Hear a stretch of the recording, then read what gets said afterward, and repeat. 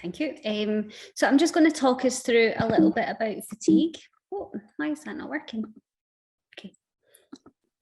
So I just thought a few aims for tonight's session would be just to kind of go over what is fatigue and some of the effects and causes of fatigue. And hopefully the main part of today may be helping you come up with strategies to manage your fatigue and some tips and techniques. And then, as Sam said, a chance to ask me any questions. So a little bit about myself. I'm, as Sam said, one of the psychologists in the Maggie Centre based in Glasgow.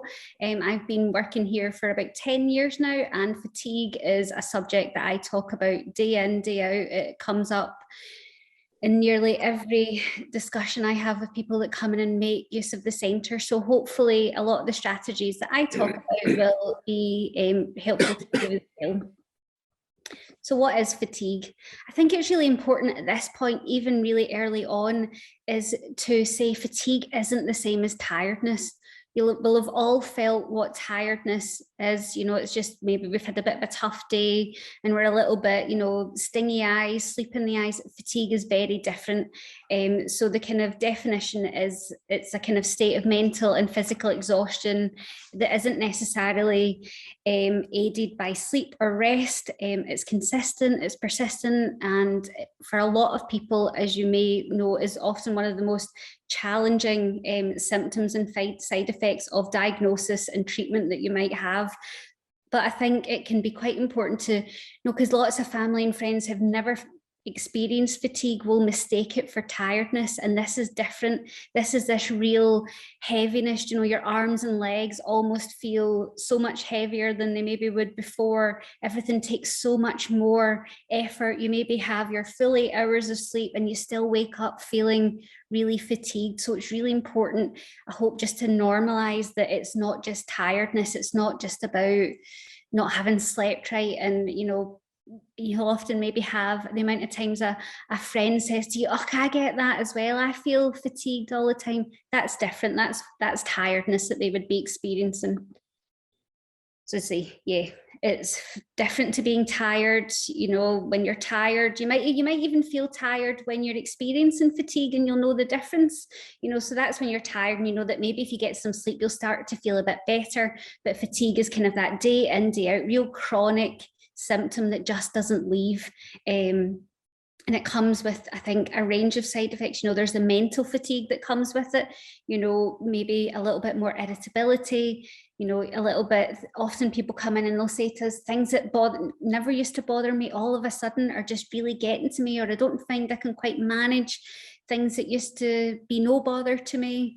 And even just things that you've maybe done so many times can be so much more challenging than they ever have been before. And these are some of the common symptoms that a lot of people with fatigue maybe experience. So you might have a little bit of all of these. You might have some that stand out more than others. So there's chronic tiredness, dizziness, maybe even some blurry vision and headaches. Again, that kind of achy muscles and joints and just everything feeling so much more heavy. It might be that your reflexes and responses aren't great. Appetite loss, for some people that might go the other way as well, and you might feel you need to keep feeling your body, so your appetite increases. Concentration and your attention span, so that you maybe read the same line in a book over and over again without taking it in. Or you could be watching TV and you think, who's that character? When did they come in? Why are they here? Decision making can be really hard as well. For some people, what do you want for dinner can be the hardest question to answer. Memory loss, lack of motivation, low mood and irritability, like I mentioned before. And then just wanted to think about some of the effects of fatigue. So with all these side effects that you maybe experience, they can have kind of big impact on just your day-to-day tasks. So, you know, just doing those daily things round about the house, things you maybe did before your diagnosis, before you started to experience the effects of aplastic anemia. So maybe even just that change of role within your family. So jobs that you would have always done, or you know, you were maybe always seen as the go-to person, that's maybe not who you feel you can be anymore. And sometimes what happens is, because of that, you think, I'm going to feel rubbish for not being able to help that person. So you start to withdraw from different things. You maybe don't do things that you enjoy. And that can have a big effect on your mood. There can be a real sense of frustration that this just won't up and leave you. And that can have a big impact on your confidence and self-esteem. You know, when you go out and you just can't do things the way that you used to do, it really can pull you down and affect your confidence and mood. Again, depression or breakdown in relationships. And that can be because perhaps just thinking, you know, you have to withdraw because I can't be the person that I used to be. Or it might even be other people not understanding the effects of fatigue and that it has on you. And so they maybe don't make any allowances. And, you know, often just people don't turn up in the way that you maybe would have hoped they would when you're going through something like this. And that can lead to a kind of sense of letdown and disappointment in people. So there are quite a few causes of fatigue, and one of them can be a combination of factors such as the actual medical conditions. It can be further complicated by lifestyle choices that we make. As much as we would all like to think we eat and exercise well, we maybe don't do it quite as well as we should or we're told about. There might be work stresses, life stresses.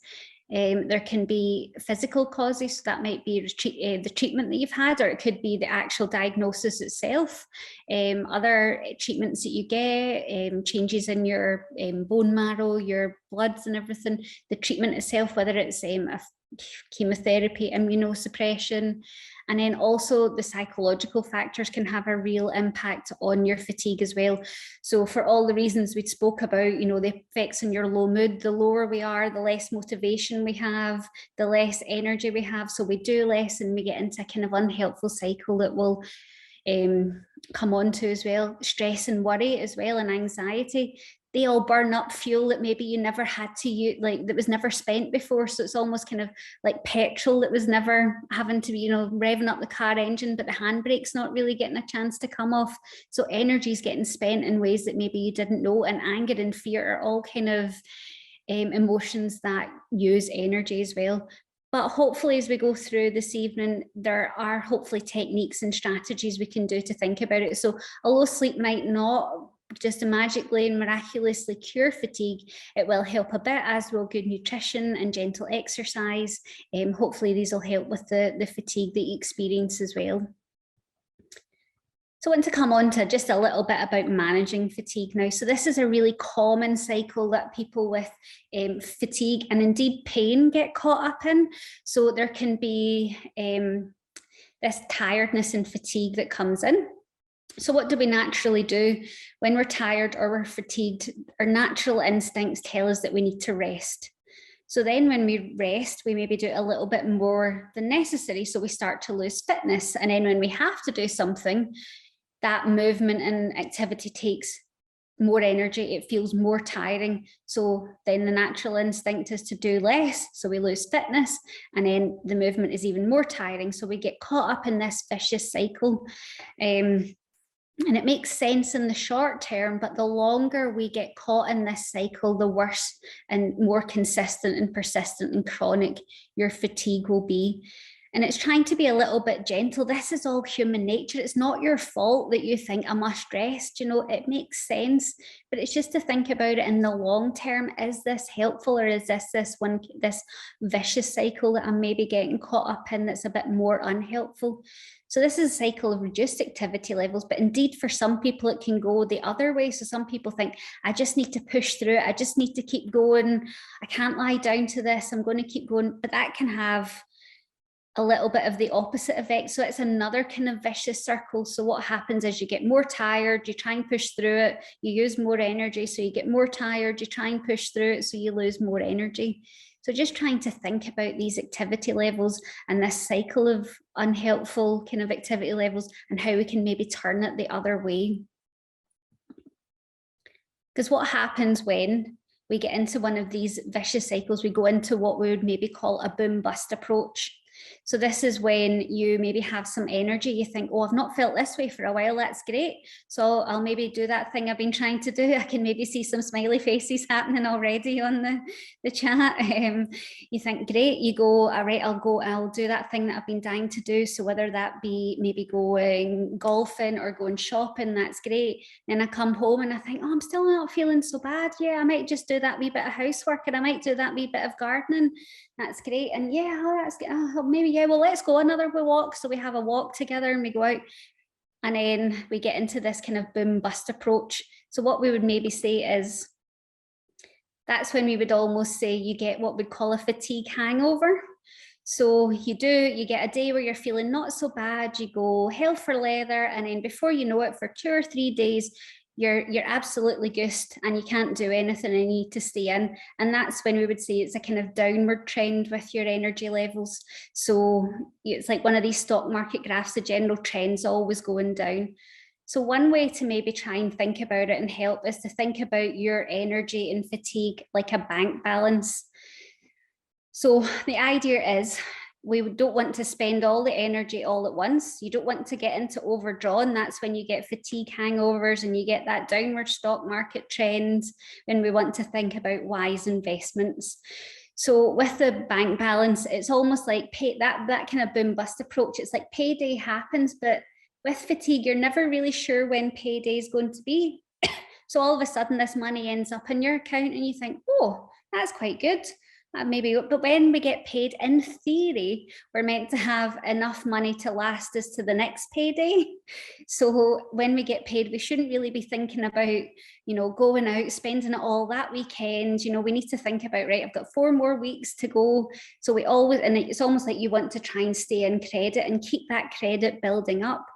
So if you always kind of like to think about a wedding, it's an expensive event, isn't it? So if you were thinking like in practical terms, you had a wedding to go to, you'd maybe think, right, okay, well, the dress or the suit doesn't fit the way that it used to, so I'll need to get a new outfit. So you buy that. I need to get a gift as well. Then I need to pay for my travel to get there. And then I get there and I'm at a hotel, and hotel prices are expensive. A Coke is 3 times the price that it is, at home or in your local pub. And then you need to get back.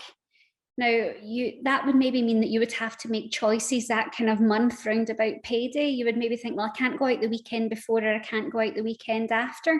Your energy is the same.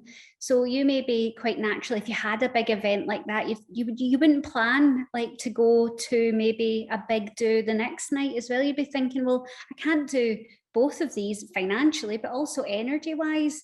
So that's a big expenditure. So you've maybe gone to weddings in the past, and the next day you just almost have like a down day. You just allow yourself that natural day to kind of recover.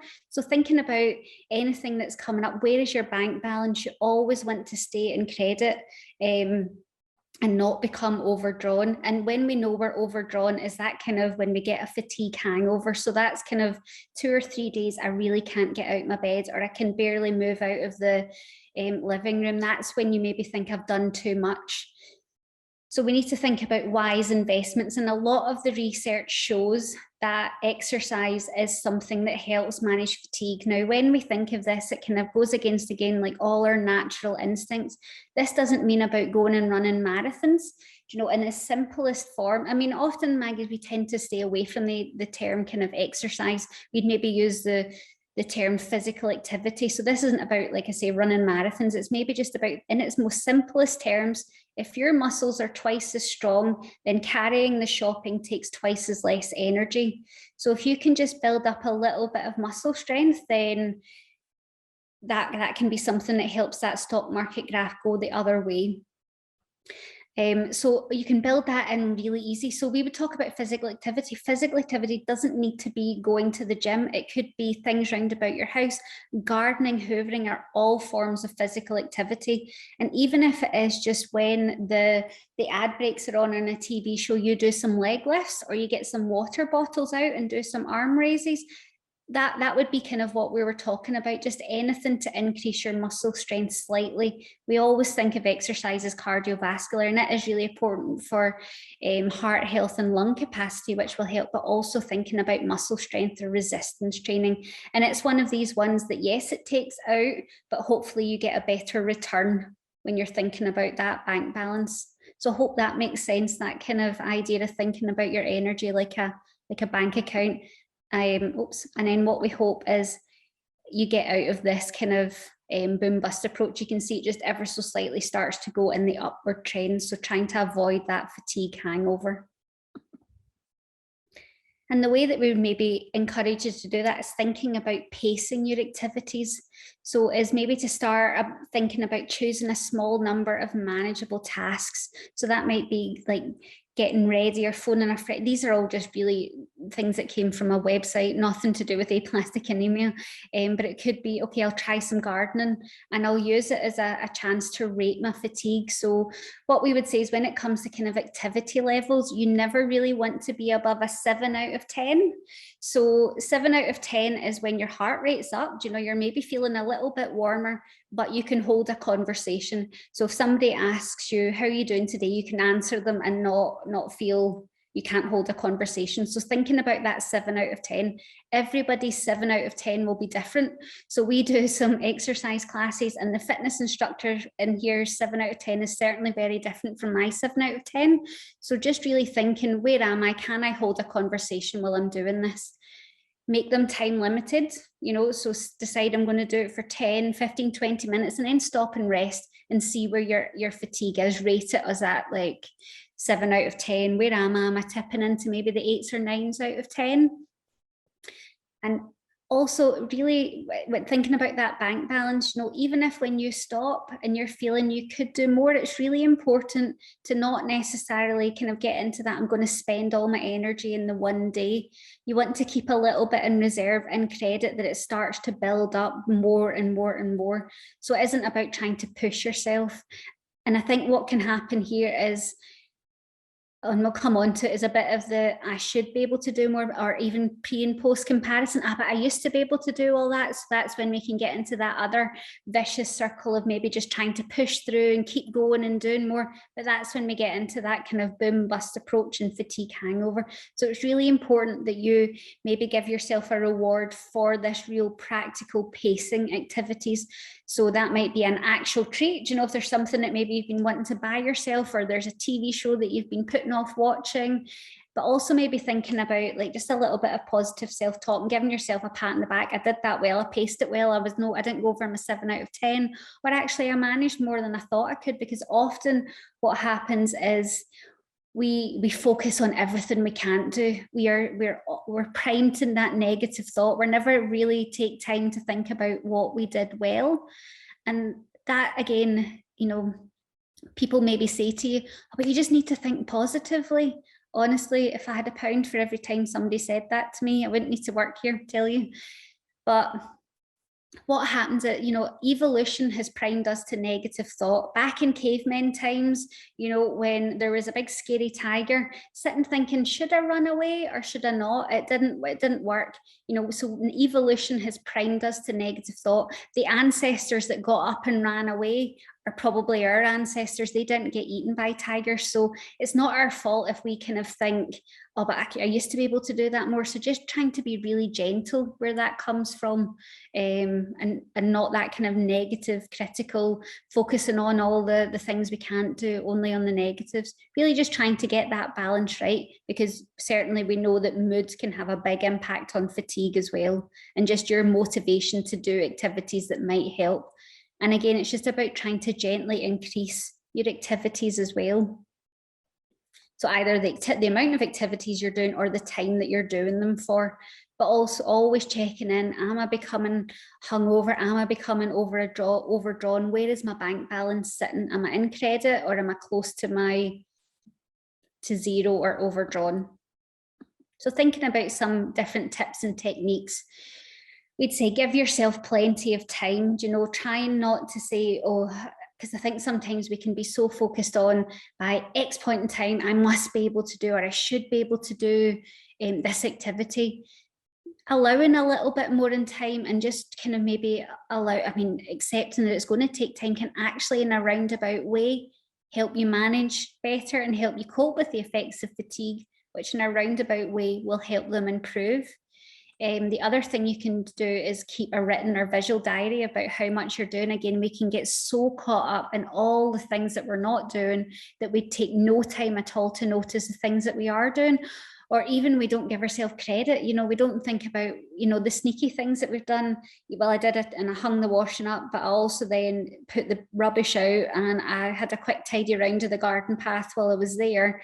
And we think, I'm just fatigued and I've done nothing today. But actually, when you kind of take a note, you've probably done more than you think.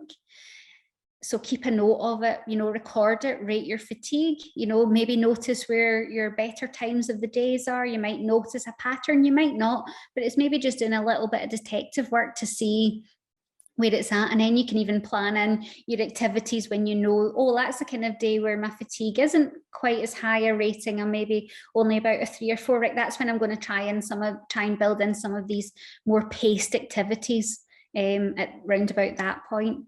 Again, eating healthily, you need to fuel your body. Put in a little bit about carbohydrates, because I think for a while they were kind of, unless you've been given any kind of dietary requirements by your medical team, the advice is to follow a good, healthy, balanced diet. And that means not cutting out any food groups like carbohydrates. They are the fuel for the body. We need them. And it's certainly the only thing, sugar as well is certainly the only thing that the brain runs on. So making sure you're getting that. Again, 5 portions if you can is the kind of recommendation, but maybe it's just about gradually building in 1 or 2 more every week, building that in, trying to get rest and sleep. If you're having a problem with sleep, there are so many different resources out there that you can make yourself. I think somebody was even chatting before the group started about a yoga class for sleep as well that sounded lovely. So just building things in like that as well. So really kind of taking a kind of holistic approach, an all-round approach. I've talked out a little bit about watch out for the unhelpful styles of thinking. So I should be able to do all the things I used to be able to do. I should push myself. I should push through this. All of these things will, I get into kind of boom bust approach, the vicious cycles that we spoke about. And it's one that I'm always listening out for when people come in to see me. That is a classic example of what we would call an unhelpful thinking style. Now, the aim isn't to necessarily think positive, but just to think more helpfully. If it were as simple as thinking positively, you would be doing it. So thinking more helpfully, more balanced. Well, okay, I can't do that, but what I'm going to do is I'm going to plan to do, this is my short-term goal. I'm going to pace myself and try 10 minutes and use it as a chance to rate and observe my fatigue, and then I'm going to gradually and gently build it up rather than this focus on what you couldn't do. Seek support. You're all here, so clearly that's not a challenge for you. And also just to celebrate your successes, really take that home. You're probably doing more than you're giving yourself credit for. So really just thinking about that. And then just wondering if you've got any questions. I didn't want to go into too much. I just would rather you be able to ask me questions as you would like. That's wonderful. Thank you very much, Debbie. That was incredibly informative, actually, and I've picked up so many useful tips myself there as well. So everybody else, we've got plenty of time for questions, so please do feel free, if you'd like to unmute yourselves or post them in the chat as well, and Debbie will, I'm sure, be very happy to answer them.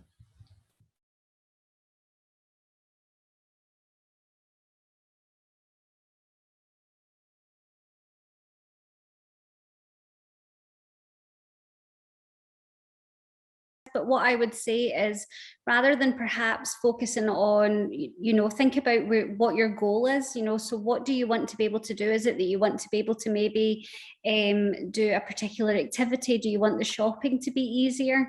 And I would maybe just start with actually finding some kind, knowing where your baseline is. So I'd be thinking, is there a kind of like functional exercise class? So not like a gym class, but one that is about functional movement and going along to that and kind of assessing your baseline and then building in regularly, maybe kind of a weekly or daily kind of functional movement plan. And then maybe after a month, you know, assessing where your functional movement is there and seeing if there's any kind of change in that kind of time scale. So rather than thinking how long will it take to improve, what can I do to make it, to help improve it? So yeah, especially functional movement, that's much more important than perhaps exercise at this point, if that makes sense.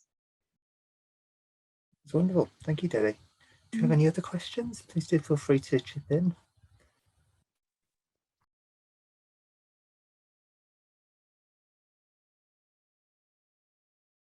So one of the things that when we think about with exercise is frequency, duration, and then intensity. I should have maybe put this in the slides as well.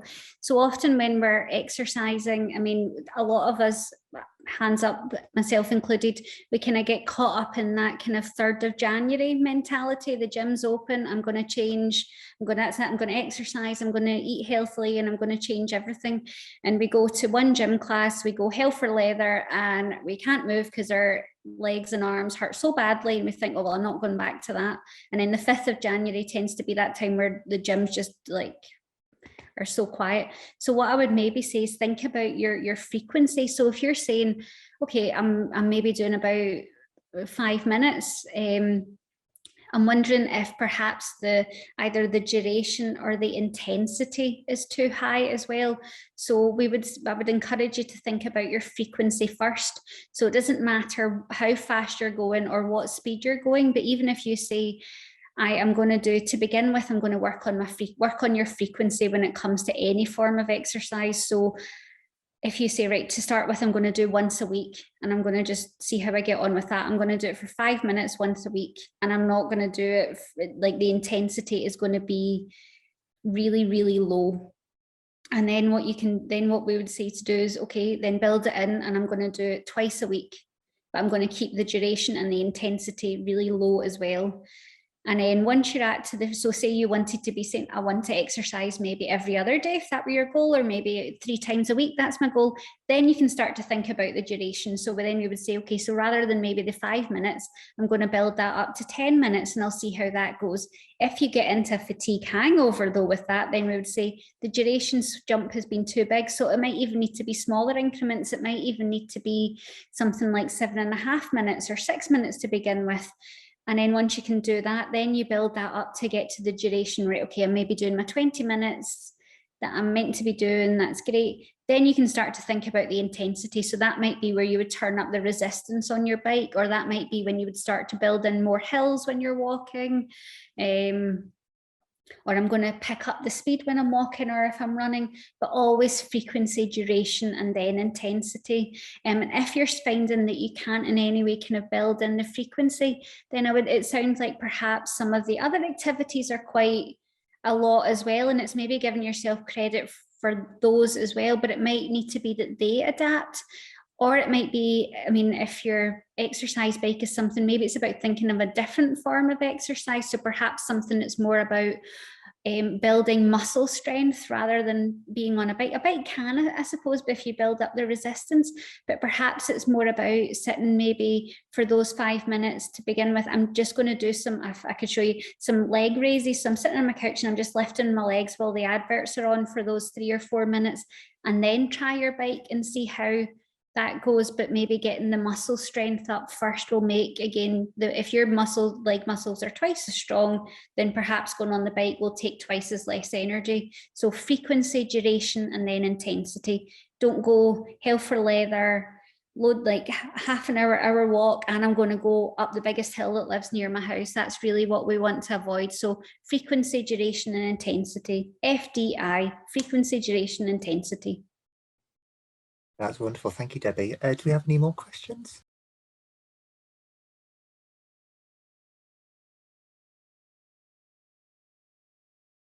And I think that's a little bit what we would call a kind of unhelpful style of thinking. You know, I'm just giving in, I'm just lying down to it. And it's maybe trying, I would even say write down maybe some of the phrases that I'm saying. Maybe it's not, this isn't me lying down, this is me being really practical and managing fatigue, so I am deliberately pacing myself. I'm not doing it because I'm giving in, but I'm trying to be really use all the tips and techniques, kind of being smart about it. It's not about, this kind of grin and bear it, mentality, whether it's the kind of, British way, but I should just be able to get on with this. Oh, I'm just lazy, I'm just lying down, just keep pushing through. That really does lead to kind of unhelpful cycle with your activity levels, and that boom bust approach. And what I would say, the other thing you could do is just literally keep a note of all the activities that you're doing, and the positives. As I say, we are so focused on the negative. We are designed that way. It's not our fault, but the good thing is that, unlike cavemen, we can think about our thinking and deliberately, try and get the balance right.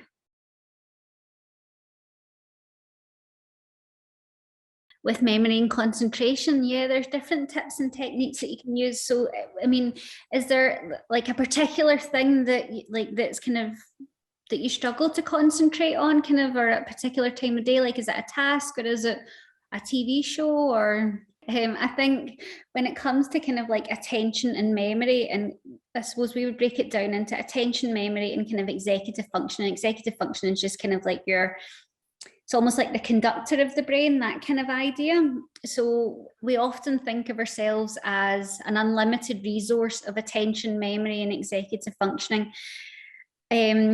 Especially as women, we like to think of ourselves as good multitaskers. The evidence suggests we are not. None of the brain does not like to multitask. It's not good at it as much as we like to try and tell ourselves that. So if you think of like your attention like a bucket, when you're at work, it's only got so much space in it. Is it getting filled up with other things? So is there noise in the background? Are you trying to do a task, but you're actually picking up the phone, and then you're doing some emails, and it's thinking, what can I do and take out the bucket to let it not overflow? So do you need to take yourself maybe into a quieter room? Do you deliberately not have to answer phone calls and emails until you get through that task? If you're doing, like you say, your job is quite email based or something, and then a colleague comes and chats to you, it's maybe about saying, give me 2 minutes till I do this, so really deliberately directing your attention to the task. Even put a little card or something on your computer at work going, is my mind where it's meant to be? Am I focused on what I'm meant to be focusing on? Or set, like, we often have like smartwatches or things, whenever we get a wee reminder, like, am I focusing on what I'm meant to be focusing on? And just always redirecting your attention where it needs to be. Use lists, use apps, use whatever you can to kind of help with that. And then with that kind of mental fatigue and exhaustion, maybe at the end of the night, then it's about thinking about, shorter TV shows, shorter books, shorter novels, just for those times. And I think it's, again, if you build in these strategies to help with memory and attention, then it will improve. What I will say is there's a little bit of evidence to show that when you've had something like it was particularly for a cancer diagnosis, but I imagine the research could extend to this, is that it's not that you're in any way affected, but when things like this happen, there's a lot more brain power involved. So if you were in an fMRI, there would be a lot more activity.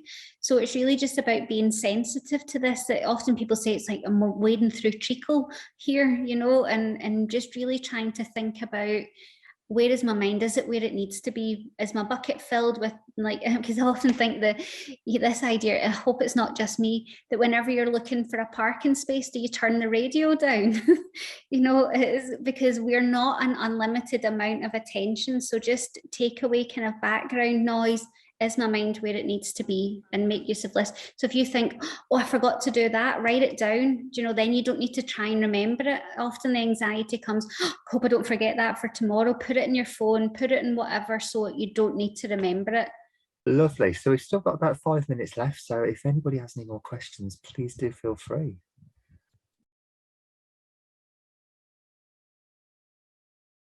Post-transplant, I mean, again, from my line of work, then yes, maybe not aplastic anemia is not my area of expertise, but I work with a lot of people with hematology, and yes, their fatigue does improve who've had transplant. Yeah, definitely.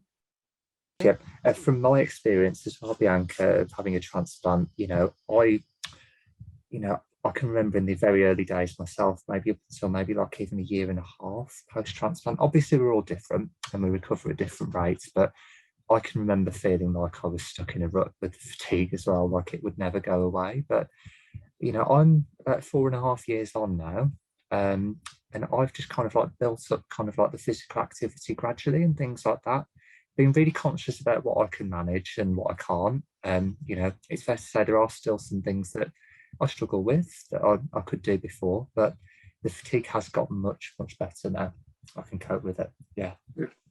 Well, do we have any final questions?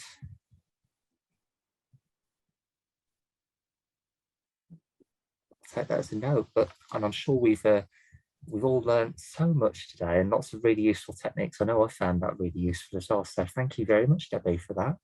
It's been wonderful having you with us tonight. Before we go as well, I just want to let you know we have got some other really useful resources on our website that we've literally launched within the last hour or so. I know Debbie mentioned that we've got we've got lots of resources on our website to do with kind of maintaining our well-being, which can actually help you to sleep as well. We've got things like a recorded sound bath session, which is really, really relaxing if you're feeling stressed out. We've got a yoga session that's pre-recorded on there as well, which can help you with sleep as well. I can vouch for that one. That did actually really help me to sleep. So if ever you're in need of things like that, just go onto our website, look at the winter wellness section, and they're all there completely free for you to access as well. So have an absolutely lovely evening, everybody. It's been a pleasure to have you with us, and I hope that you found it all really useful. Have a great time, everyone. Goodbye.